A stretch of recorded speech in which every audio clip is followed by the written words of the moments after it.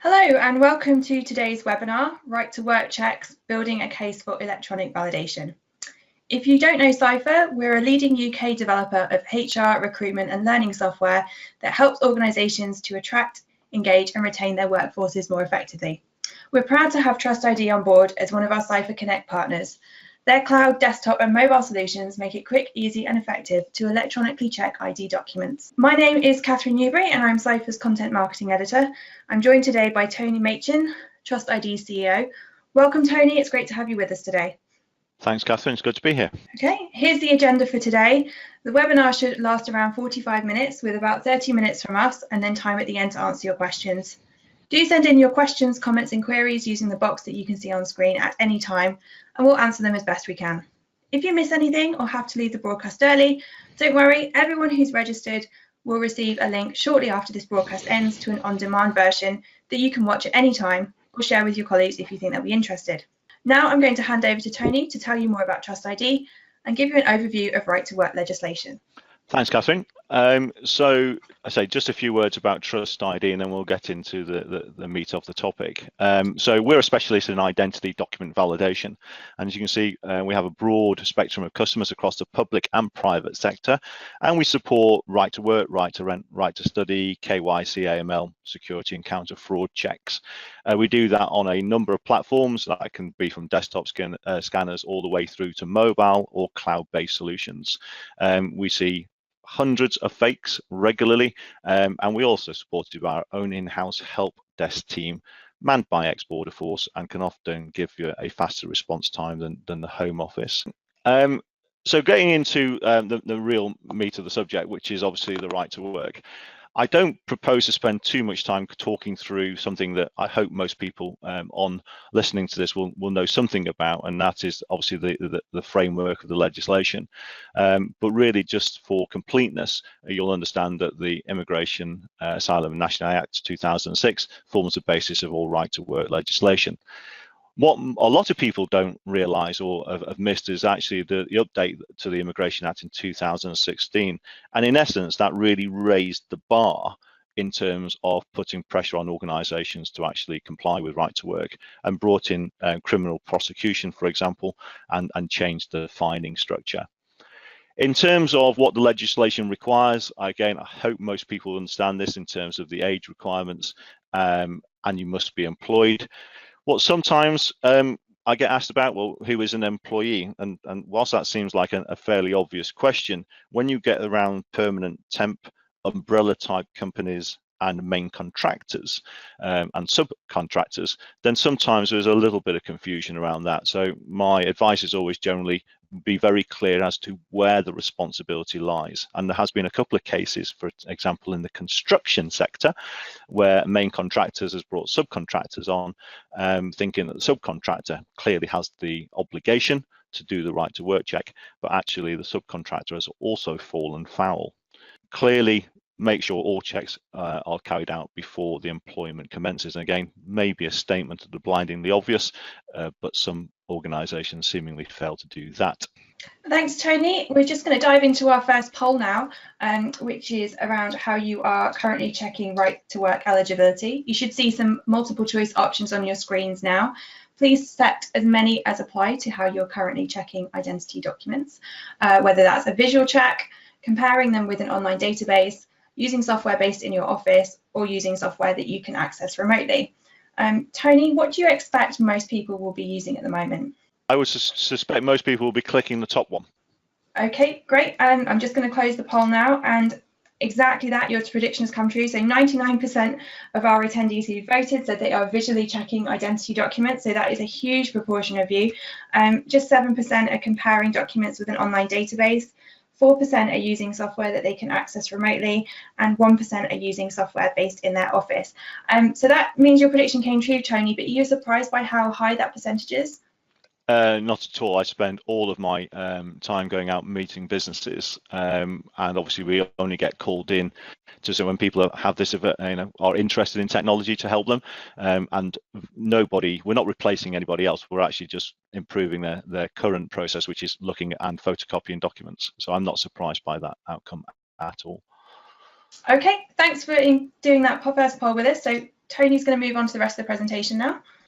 Okay, so let's move on now on to what we've just talked about on the poll, actually checking of documents. And again, this should be clearly obvious to most people, but in terms of what you need to check, you need to see the originals. I think the second bullet point, again, is a one where there can be some confusion, because the right to work legislation does say, or the guidance does say, that actually you can do an interview with somebody via a video link. What you need to read, though, is still have to have the original document in possession by the checker. So whilst you may be talking to the person over a video link, you must have the physical document and seen the original document. So I think people who think they can do all the right to work checks remotely, both the document and the person, that is actually incorrect. Clearly, everything needs to be consistent and the person needs to look like the individual. We do see a lot of imposter, where actually somebody's coming with a document that might be from a network of, I don't know, organized criminal activity, or from family and friends. And of course, people doing the checks often forget to do the fairly basic thing, which is make sure the document does look like the person who's presenting it. Clearly, if there's any expiry dates or permits restrictions, you need to make sure that you check those and take clear copies, and then obviously sign and date them. And that is the current requirement that everybody should be doing. And as we've just seen from the poll, 99% of people are doing that, looking at it, putting it on a copier or taking a photograph of it and then signing it.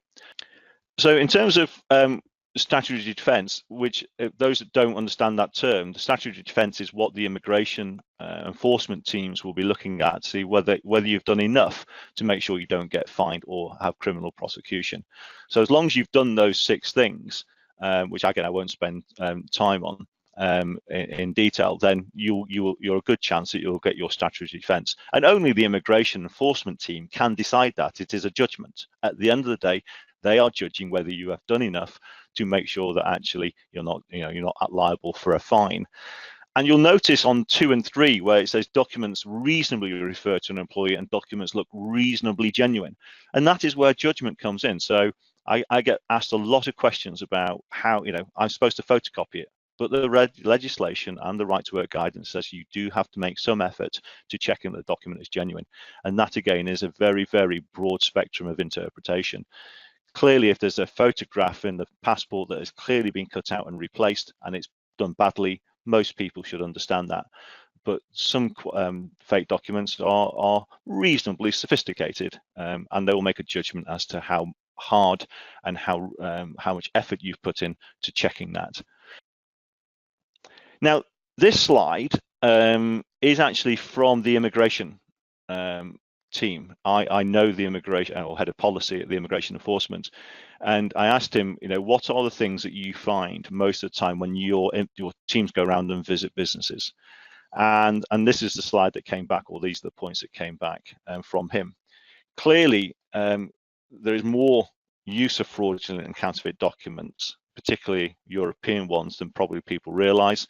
There's a clear lack of awareness around identity fraud being used for illegal working, and too many people are just saying, well, it looks like a passport, therefore it must be a passport, and you know what, I'm going to photocopy it.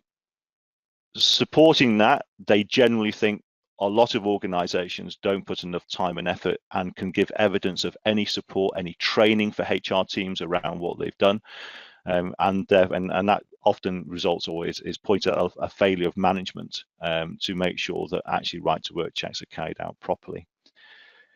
One thing that I find bizarre, but again is out there as evidence, some organizations believe just taking a national insurance number is a proof of right to work when it isn't. Clearly it has to be supported with some other evidence around the person's identity. I think the outcomes then in terms of other things, they do find it a little bit strange that the lack of effort in some instances around right to work clearly allows offenders to obtain access to other parts of business, and we'll come back to maybe internal fraud issues later on. I've already mentioned the oversight of agency workers, and again that's something that comes from immigration enforcement supporting that view, and basically again totally weak processes. So when they go in, and you have to remember that when an immigration enforcement team comes in, they'll be looking not just at the documents but the systems and controls you've put in place to make sure that if you've got 5 HR administrators checking documents, how much training have they had? There's a difference between each one, and can they actually describe what checks they carried out on each document? Okay, thanks, Tony. We're just going to take a quick break for our second poll now. What do you regard as the biggest risk of employing an illegal worker? Just choose one option this time, from fines imposed by immigration enforcement, damage to your organisation's reputation, disruption to your organisation, or potential fraud. Tony, when you're talking to organisations, what are they most worried about when it comes to illegal workers? I have to say, I think the second one, damage to the reputation, because whether it's a fine which you have to pay or whether there's disruption, ultimately this gets out, and suppliers and clients of theirs, are concerned. So I would say that the biggest thing that people are concerned about is their brand and reputation within the market. Okay, that's really interesting. So 48% of our audience agree with you there. The percentage was actually rising as you were talking about it, so I think you swayed them on that one. With 39% of people saying that they're concerned about fines imposed by immigration enforcement. Potential fraud, much less of a concern, just 8% of our audience selecting that, and just 5% selecting disruption to their organisation. So Tony's now going to go on and talk us through these risks of employing illegal workers. Okay, so interestingly, the top one there is clearly the fine. As you'll know from the Immigration 2016 the Immigration Act 2016, prior to that there was a sliding scale of fines, dependent on what level of effort they deemed you'd put in. Now it is a straightforward £20,000 fine per illegal employee. That can be reduced to 15 if people agree to pay and settle early. The brackets point, the UKVI will find the deepest pockets comment there has actually come from an immigration lawyer who does a lot of these in terms of challenging fines. And basically this goes back again to the kind of main contractor, subcontractor arrangement or agency. They will still potentially find big companies who have got multiple agencies whom they deem to have the responsibility for right to work checks. I think now the next couple of risks are the ones that have come in more recently on 2016, so criminal prosecution and prison unlimited fines. And that prison unlimited fine is actually maybe for a member of staff who clearly has knowingly and has taken on board, maybe through some kind of criminal activity, illegal employees through the organisation. So that is to try and dissuade and stop people from insider dealing and placing, probably in terms of slavery, etc. However, the criminal prosecutions are there and should be taken very seriously, as is disqualification as a director. You can see then closure and compliance orders. As of 2016, immigration enforcement can now close a business. It can close a construction site. It can close a factory for an indefinite period of time while it undertakes its investigation. And that's obviously a massive disruption to business. There are clearly health and safety risks and security risks in terms of employing people you don't know who they are and what other bogus qualifications that they have. We do a lot in the NHS, and that's a very, very major, big part of their thinking. It's not just the right to work process, it is actually what else have they actually lied about. We've talked about reputational and commercial damage. That's particularly for things like recruitment agencies or anybody placing staff into other clients, cleaning companies, for example, where they're putting their staff into sensitive, large, well-known organizations, and more increasingly now they are being asked to evidence what it is they are doing to make sure that there's no brand damage to their clients should there be illegal workers be found on their premises. Financial cost is obvious. If you are a sponsor for future work permits, that would be put at risk. And I think probably one that often isn't thought about is actually as soon as you have an immigration enforcement action or get visited and are on the radar, not only are you going to get more visits from them, but the likelihood is that other organizations will get involved looking at your business, and particularly if you've got a number of illegal workers found in your organization. So HMRC, the gang masters, of the health and safety, Department of Work and Pensions, and ultimately potentially the police could be involved and do investigations, and it's a hugely time consuming and disruptive element of your business. Okay, so this is just now starting to move into why should we potentially move from manual checks into electronic checks. So on manual checks, clearly you want to do things quickly, but you're having to take copies. You're going to have to do some kind of physical, hopefully some physical check out that it's genuine. You're going to have to store all those. You're going to have to make sure that you can get access to them for internal and external audits. So it is a time-consuming, paper-intensive process if you're actually doing photocopies. Now, if you're recruiting one member of staff a month, that's less of an issue. If you're doing maybe 50 a month across 5 different locations, that becomes an administrative challenge, to say the least.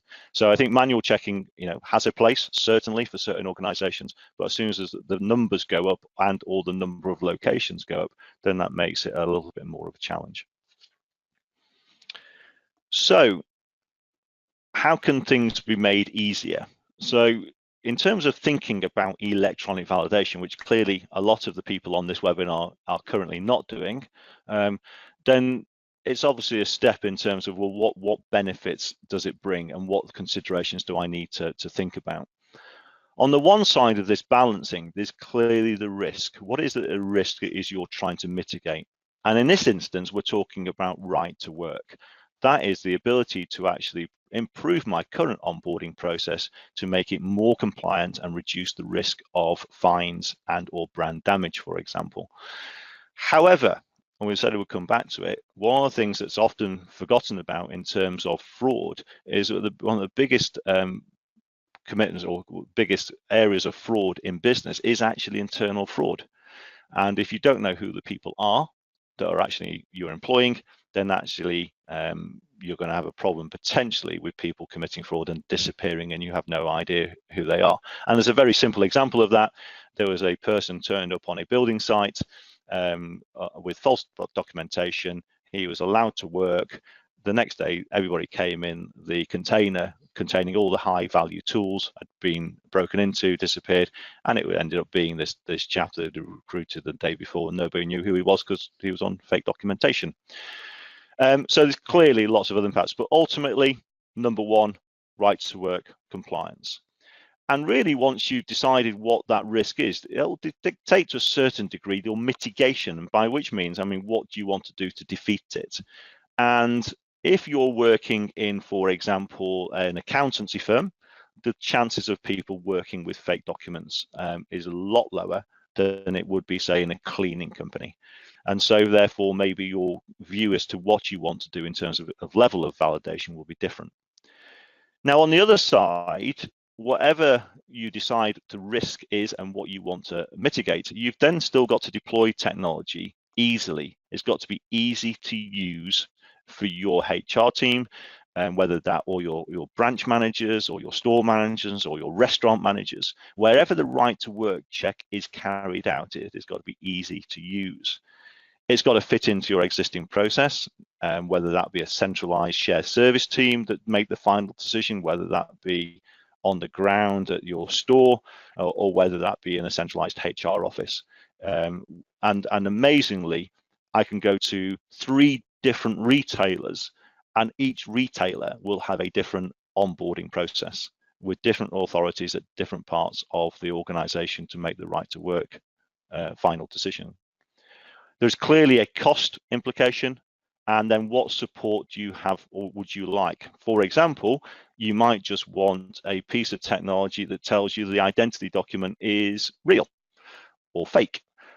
Alternatively, smaller organizations, more diverse or geographically spread organizations may actually want more support with the right to work decision, i.e. getting experts to look at some of the wider documents, not the ID documents. And it is the balance of these two things, really, on these two sides that ultimately we spend a lot of time talking to organizations about. And it really could be as simple as you need to use a cloud system, which is very simple to deploy, very cost effective, and actually operationally very easy to deliver. And we can deploy that within about 2 hours of an agreement, and you can buy 100 cloud scans, and that will last you a year because you're a small organization. On the other end of the spectrum, you may have a very large NHS trust with thousands of people coming through a centralized office, and we may have 3 or 4 desktop scanners. And they're both doing exactly the same thing for exactly the same reason, but they've just got different pressures and influences on those balances. So really what that will drive you to once you've made that assessment is one of 3 core products. Now don't worry about all of the details on the reports on the right hand side. What I want to really point out on this slide is that there are essentially 3 platforms. There is what we call a desktop scanner, which is the same scanner that you would see in an airport, and does the most robust level of validation. So you'll see just on the report on the right hand side, there's ultraviolet, there's infrared, there is visible light, there's RFID chip opening capability. So it is the most robust validation. And it's really designed for either high risk organizations. So for example, we have systems in nuclear facilities where both checking visitors and staff, and they would take nothing other than the most high, best capability of validating documents.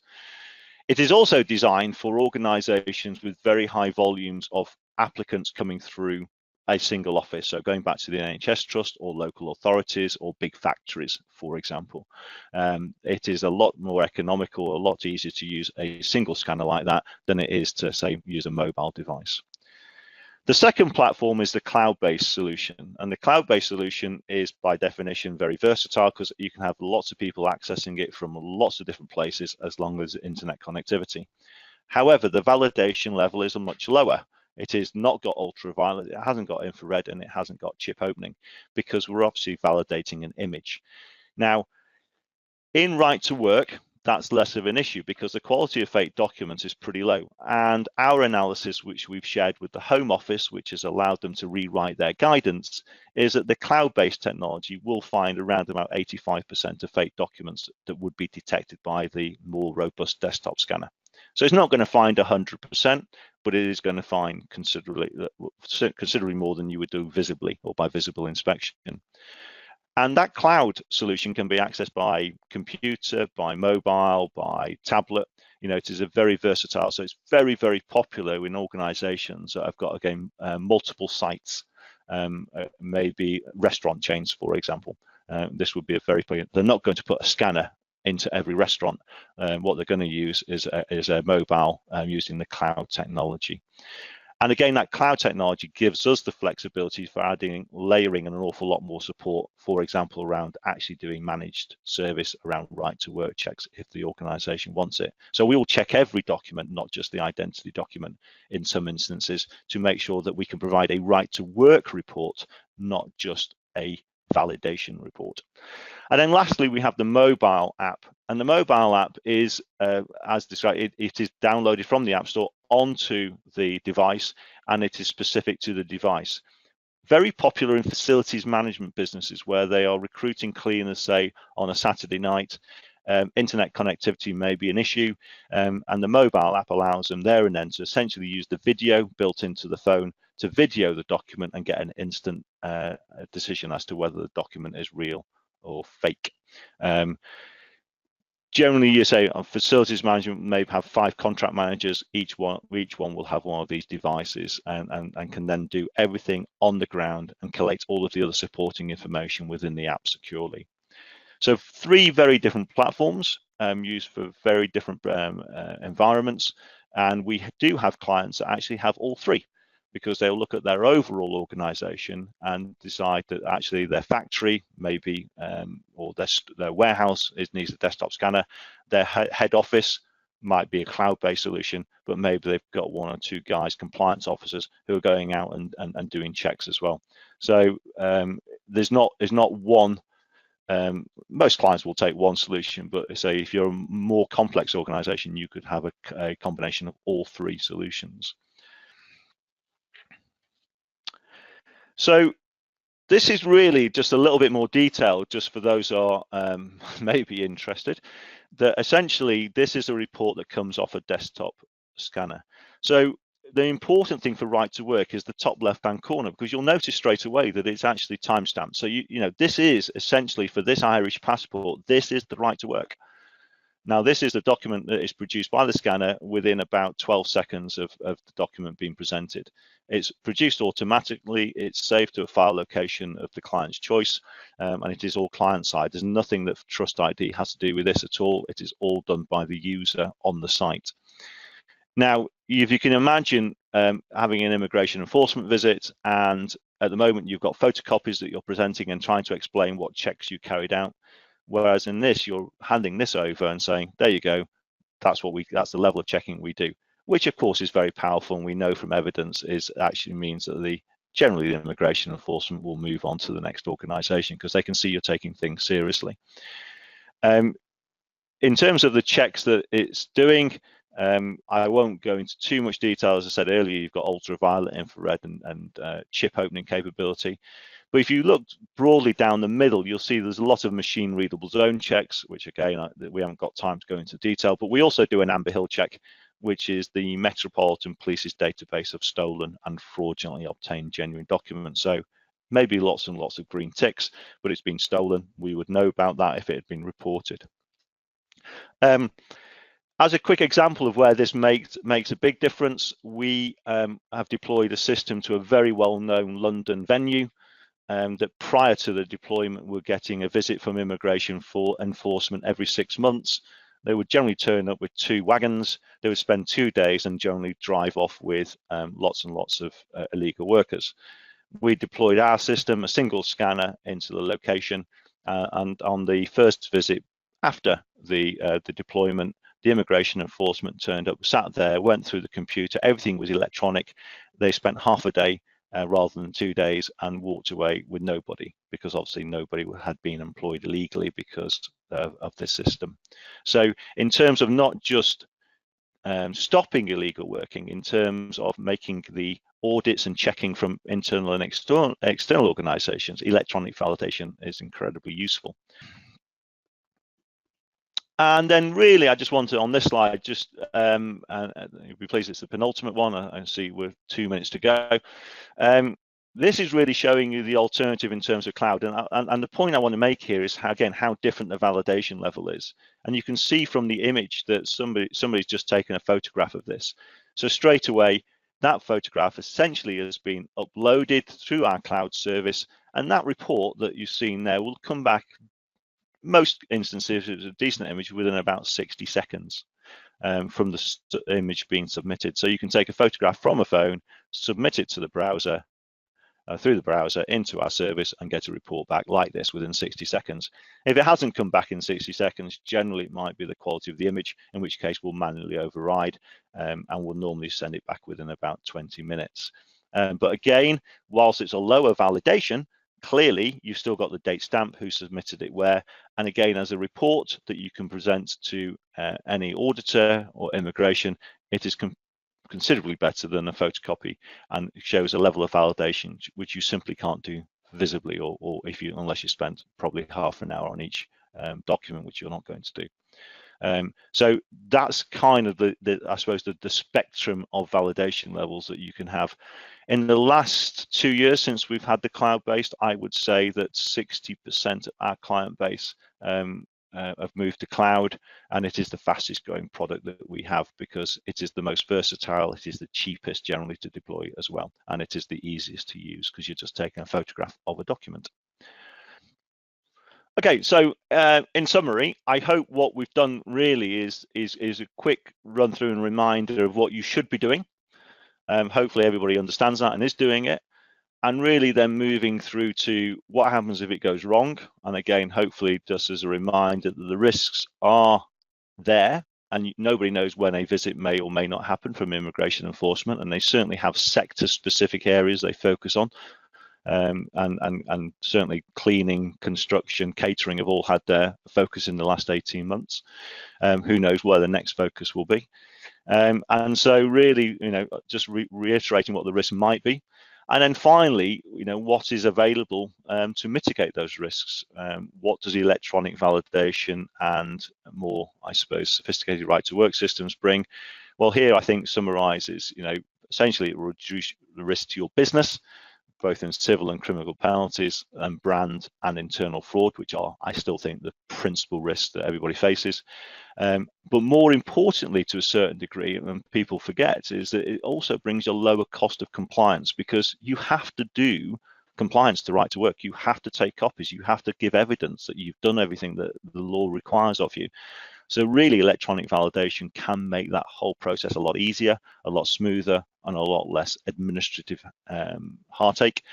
You know, because it's electronic, you can store the results. There's no paper copies. It's quicker than manual inspection. No training requirements when we deployed to Oxford City Council. One of the immediate benefits, they didn't have to train. I think they had 80 people across the council that had to be trained on documents. So that just took that away. Clearly, as I say, efficient audit and quicker and painful enforcement visits should you ever be unfortunate to have one. So really, I hope that's given you, I'm 2 minutes over because I think we did want to leave a good 15 minutes for questions. I hope that's given you a good feel for electronic validation, and I'll be happy to take any questions. Thank you, Tony, for sharing those insights with us and showing how TrustID solutions can help to make right-to-work checks more simple and more effective. So as Tony mentioned, now we have around 15 minutes for your Q&A. Just send in your questions using the box that you should be able to see on your screen, and we'll try to answer as many as possible. The good news is you've already been sending in questions throughout the presentation, which is great. So I'll start off with the first one. Is it the law or best practice that documents have to be checked before an employee's first day of work? Yes, you must check them before they are employed. Certainly. So if somebody has applied and you've done, I don't know, a process remotely in terms of looking at their CV, done a telephone interview, and you've chosen to employ them, when they turn up for work, before they can go on the payroll, their documents must be checked. Okay, thank you. Hope that answers your question. We've got another one here. Will there ever be any additional checks for birth certificates? So birth certificates is a tricky one. If you have a 3-light scanner, the desktop issue, actually you can put a birth certificate in that, and there are some UV features that you might be able to see, but most people wouldn't go that far. So the quick answer is no. You've just got to be reasonably diligent in making sure that actually you've looked at it and it doesn't look like it's a home produced photocopy. Okay, great. Do we have to keep paper copies of the documents, or would a scanned copy be sufficient? Scanned copies are allowed. So if you take a scan and you store that electronically, that's absolutely fine. But yes, either paper or scanned are allowable. Okay, fantastic. Do original documents need to be signed as seen? Yes. Okay, that's an easy one.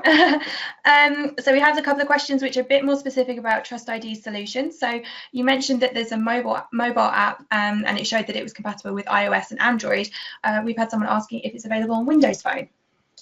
So the app, which is where we're accessing the video to do the immediate validation there and then and not using the internet, the answer is no. But to all Windows users, what we suggest is actually, as long as internet connected is fine, you can do exactly the same on our cloud-based app. So again, it really depends on the circumstances and where those checks will be carried out. If there's good internet connectivity, you can do it on any phone of any description. But yes, unfortunately, if you're in a non-internet location and require offline validation, we don't support Windows at the moment. Okay, thank you. Does the scanner work with EU identity cards? Yes, all our solutions will check EU identity cards. Anything with a machine readable zone, for those who are not familiar with that terminology, if you think about your passport or any identity document you've been presented in the course of your work, there is a series of numbers and data and chevrons. For example, in a passport, it'll be your name and document number. That's called a machine readable zone. Anything with a machine readable zone, so that's any international passport, UK visa, biometric resident permit, EU ID card, all have MRZs and therefore can all be validated from any of our technologies. Okay, fantastic. Thank you for that. We've had a couple of questions around costs for these services. So one person has asked, what are the costs for a cloud-based platform? And we've had another attendee ask a bit more specifically, how much would this cost for an organisation of around 4,000 people? Can you give us an idea of cost? Yeah, so the first broad answer around cloud-based solutions, it's a volume-based model. So our prices for just the validation, so we're not talking about broader right to work, so I'll just keep it simple at this stage. If you just want to validate the identity documents, our entry price is £2 per scan. if you're doing anything really less than 1,000 checks a year. So we have lots of organizations will phone us up and say, we're employing 100 people in a year. In that case, that's £200, and you can check everybody, and the credits last for 2 years. Conversely, at the other end of the spectrum, we are dealing with organizations that may do 50,000 checks a year, in which case the price will be probably down to around about 70p per validation. Now, in between those, let's take the 4,000 model, the 4,000. So for 4,000, we're probably talking around about the £1.50 mark per plus VAT per check. We offer two ways of doing it. Either you can buy, and there's more discount, you can either buy your annual volume up front. So people will come and buy 4,000 checks, say that they last for 2 years, and you'll get a monthly report from us saying how many you've got left, and you just simply phone us up when you need more. The other way of doing it is actually most of our clients will buy them in batches. So they'll say, well, we'll do 4,000, but you know what, we want to buy them in batches of 500 or buy them in batches of 1,000, and then just top up as they go.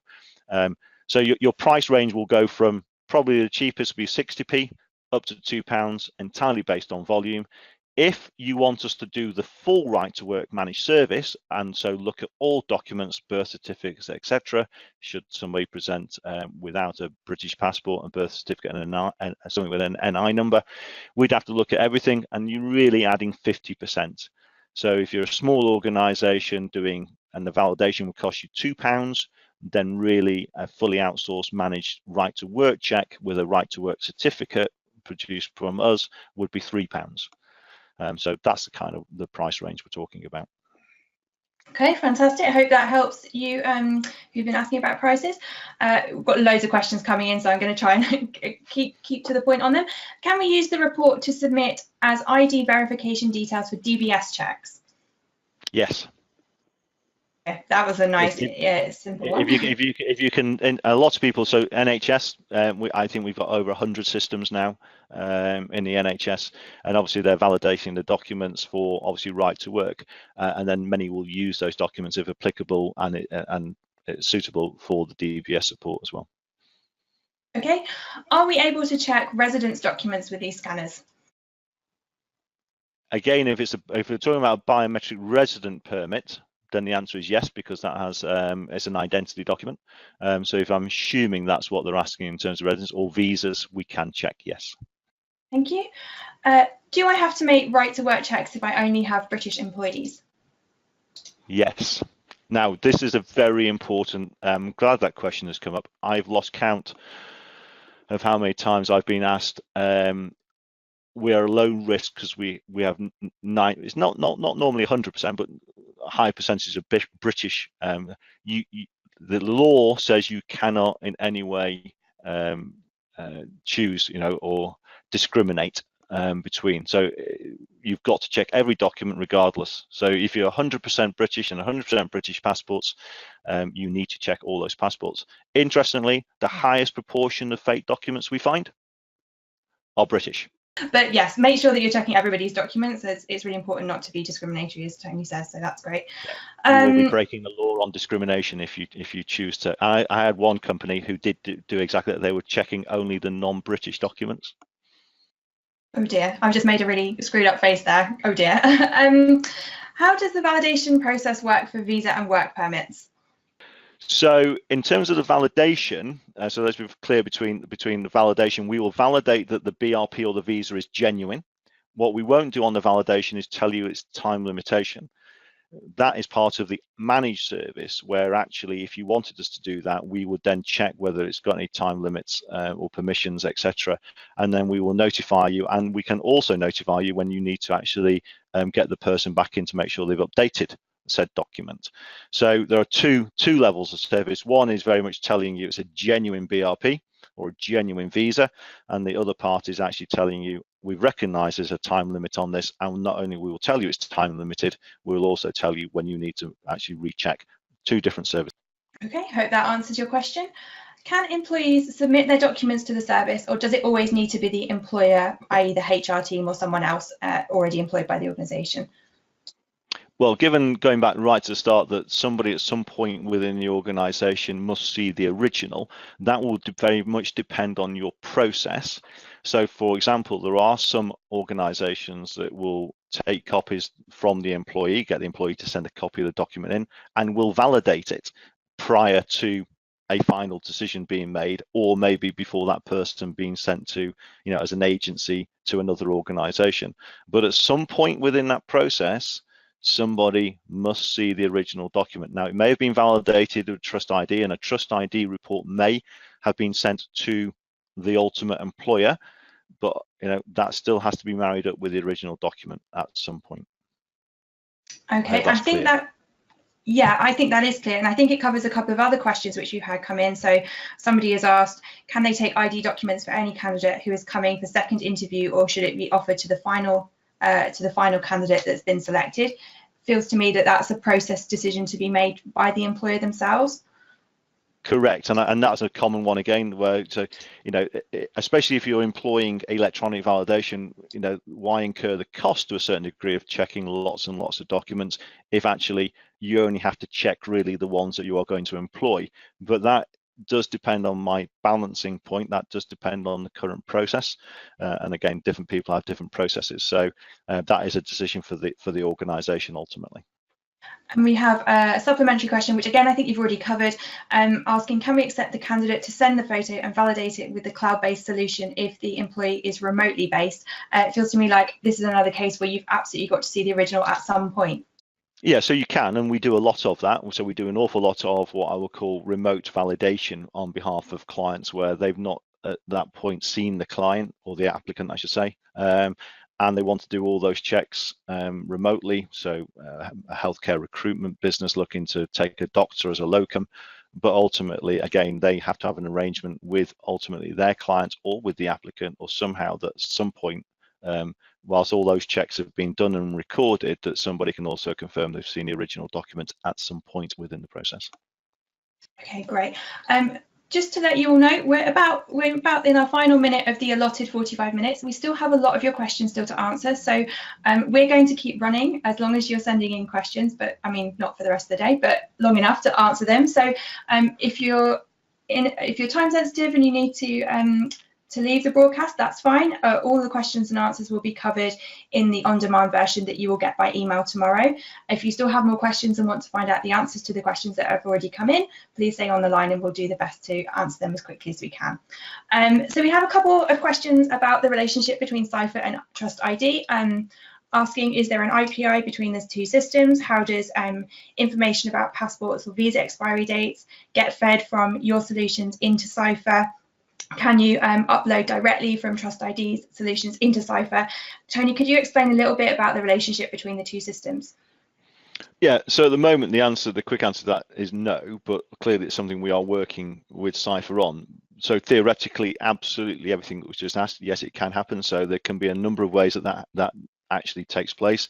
It could be built into the Ciphr process where it actually just asks you to upload documents and there's a straightforward API call to do the validation. Conversely, it might be a call to get the user to use a TrustID app to actually do the fully outsourced service, because we need the user to ask or answer some questions on the ground. For example, have you seen the original document, which we can't do remotely. So there's a whole range of different ways that does it, but the simple answer is yes, there is an API. Yes, it can integrate to Ciphr. I think ultimately, Catherine, I hate to throw this one, that's still a decision for Ciphr to take, because ultimately the clients are Ciphr's clients, but our API is there and we have integrated with other HR systems. Yeah, I guess from Ciphr's side, it's obviously we have a close relationship with TrustID. We're completely happy to work with them on integrating the two systems. I guess for us, it's a case of when the demand is there, we'll do the integration work and we'll get that set up for you. So as soon as any of our existing customers or potential customers say this is something we definitely want to do, then the process is in place to make that relationship work. And I would add to that, Catherine, that certainly the other ones we've done have been totally driven by client demand rather than system demand, because obviously this has been an increasingly hot topic. Absolutely. We have a question here. What will happen with the systems you offer following Brexit? I wish I knew the answer to that. So that those people who don't know, I am chairman of the Association of Document Validation Professionals. I work a lot with the Home Office, and one of the things that we're obviously trying to understand is how right to work legislation may or may not change in light of Brexit. At the moment, there is no answer, no straight, because nobody knows what Brexit's going to look like. And so there's a whole range of answers to that question, all of which are speculative. I think the one thing I can probably, with a high degree of certainty, say is that right to work checks will remain. How they will look is probably the one that's subject to demand, i.e. will they be slightly loosened, or conversely, will they be tightened? Everybody will have seen that the right to work legislation, or the right to work guidance, was updated in June of this year, so very recently, to take in account of the Windrush scenario, plus also the change of rules on Croatian nationals. And there was no other changes and no inclination of any other changes, about loosening any requirements. In fact, quite the opposite. The things generally seem to be tightening up. But who knows, I'm afraid, is the real answer to that. Well, I think we did very well to get to 45 minutes plus without anybody asking about Brexit. So I think we've done quite well there. We have another question related to DBS checks. This audience member says they undertake DBS checks on all of our employees. Often we are supplied with passports, driving licenses, or birth certificates. Would the DBS not pick up any fraudulent documents, as this always asks for the document references? So DBS have do basic, because they've been sent images, so that they don't do document validation per se. They are linked to Amber Hill to make sure they're not stolen documents. I can't talk for DBS and what they do and don't do. I do know we've been involved with a number of cases where we found fake documents and arrests have been made because they are trying to get sensitive jobs in care, and that's mainly come through the Amber Hill system. But clearly, if you are taking the person on a right to work check, and you want to validate them, then at least you've got a high degree of certainty that the document you're submitting then for DBS is valid, rather than relying on the DBS to do that, because they're only seeing an image. Okay, thank you. Hope that answers your query. Can the system check right to study as well as right to work? So right to work, by definition, is we're doing the identity document requirement of that, and we do exactly the same for right to study. So we do this for universities. So if you apply to university to study, you have to have your identity checked, and we do exactly the same as we do for right to work. What we're not doing on the right to study is then checking all the other stuff that comes around your requirements, and have you got sponsorship, and all the other things that come, which the universities do and understand far better than us. But ultimately, universities come to us to make sure that that passport that's been presented is in fact genuine. Okay, thank you very much. Another question is, will the system automatically highlight restrictions to work?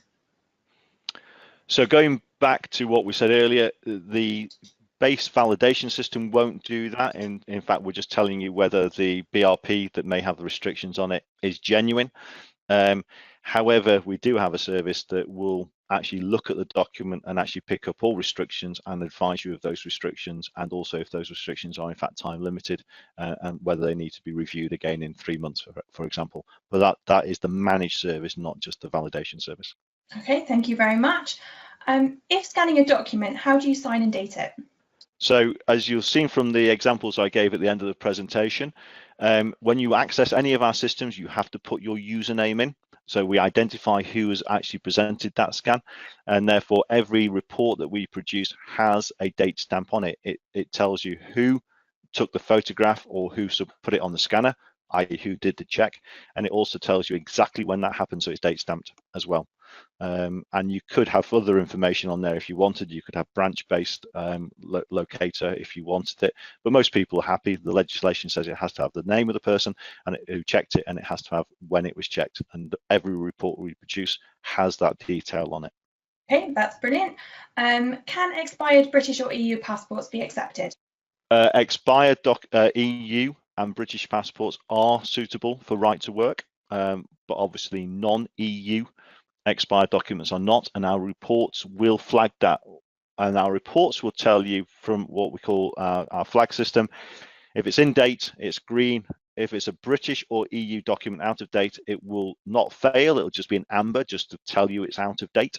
And if it's a non-EU document out of date, it will be a red cross, i.e. it will have failed validation, not because it's a fake document, but because it's out of date. Okay, that's great. And there was a supplementary question there. When a British or EU passport or ID card expires, should I be requesting to see a new document?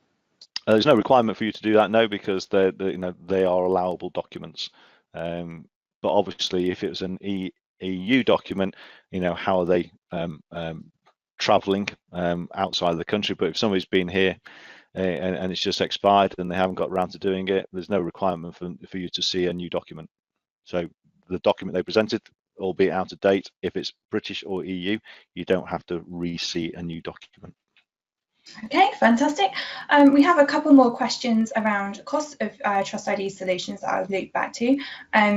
What is the cost of a desktop scanner to start with? Again, it varies depending on the number of scanners, but if you were to work on an average price of around 1750 plus VAT per year, and because it's hardware involved and software, it's a contract that normally runs for 3 years on that, whereas cloud and mobile is different. It's just, well, the cloud is just per scan. But the advantage of the desktop system is that it is unlimited scanning. So again, going back to the cost and the balance, if you've got a single location where you've got thousands of applicants coming through a single HR team, then actually £1,750 could be a lot more economical than buying 4,000 cloud checks, for example. So this again goes back to my balancing. What's your process? Where are these checks being made? How many different people are doing it?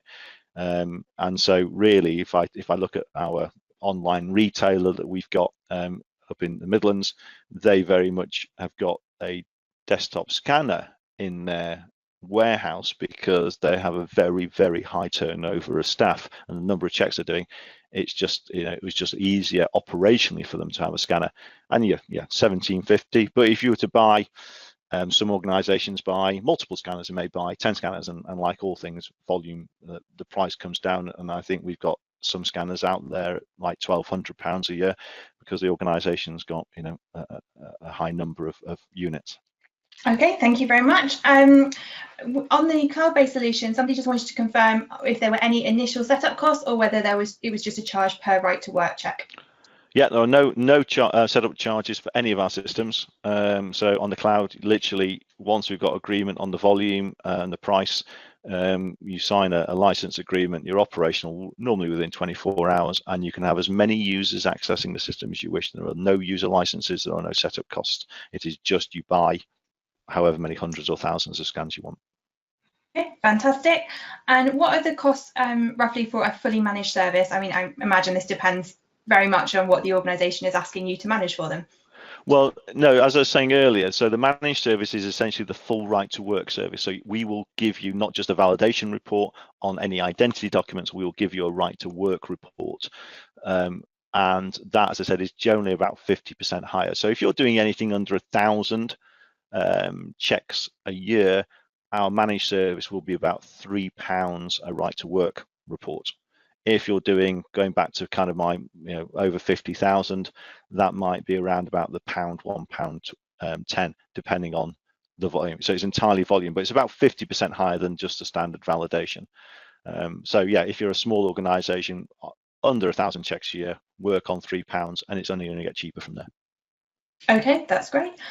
We have just a couple more questions to tackle. So if you do have any more questions, please send them in now.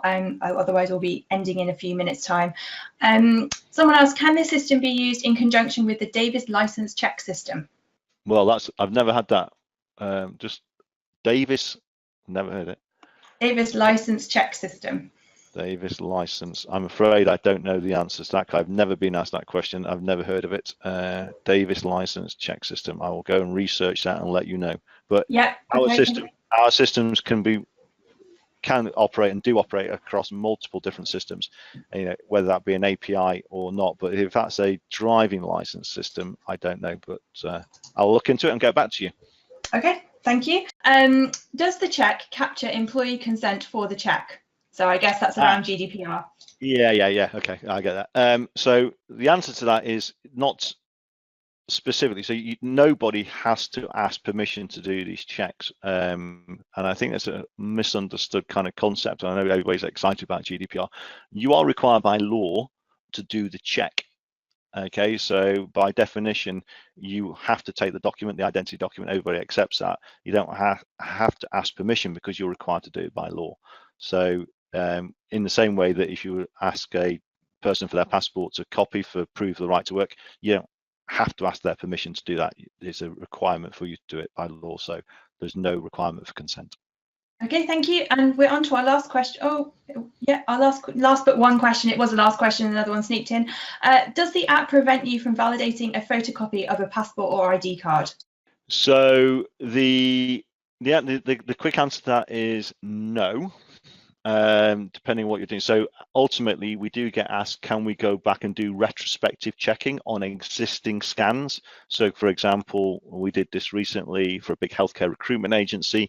They had a load of documents and they wanted to make sure to some level they were all genuine, and we did a retrospective. So you can use the technology to go back. So there's nothing in there to stop a person, but obviously this goes back to who's submitting the document. So if this is a potential employee submitting a document, you've got to be a lot more aware of the risks that they might have submitted something that is a copy of a friend's document, and this is why the law is the way it is, that at some point you must see the genuine. Right, but we can validate copies. Okay, great.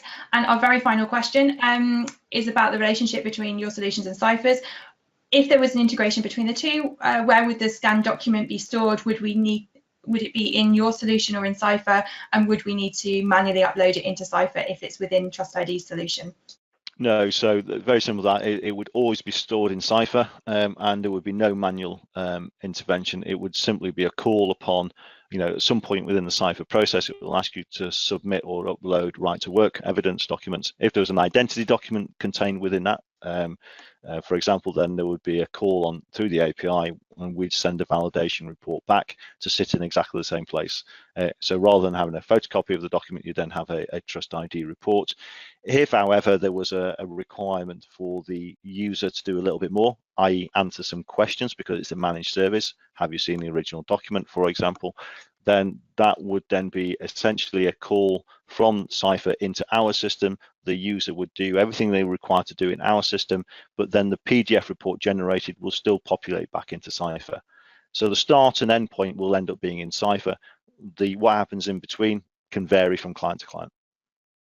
Okay, thank you so much, Tony. Thank you everybody for being so engaged and asking us so many brilliant questions, and thank you, Tony, for doing your level best to answer them all, because I realised that was quite a lot of questions to get through. That is all we have time today. Sorry for running over, but I hope that it's been worth your while.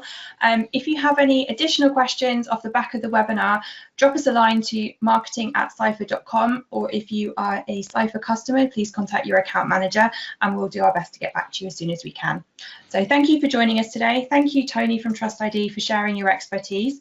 If you would like to find out more about Ciphr's HR and recruitment solutions, or how TrustID can help you with right to work checks, just check the relevant option on screen as you exit here to say that you want to find out more. We hope to see you at another Ciphr webinar soon. Goodbye.